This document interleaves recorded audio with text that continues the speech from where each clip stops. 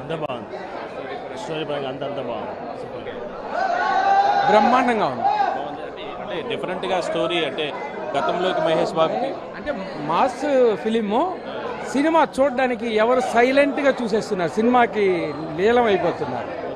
ఇలాంటి సినిమా ఇప్పుడు చాలా రోజులకి ఇచ్చాడు. సినిమా మీద నమ్మకం పెట్టుకునిందని 10 ఇంతలు చేశాడు. ఇంకా కూడా మనం మాట్లాడించే ప్రయత్నం చేద్దాం. బ్రదర్ ఎట్లా ఉంది సినిమా? ఒక మాటలో చెప్పాలంటే కొత్త చిప్పి ఇగేశాడు బాబు. సంక్రాంతి విన్నర్. Thank you. చెప్పు. సూపర్.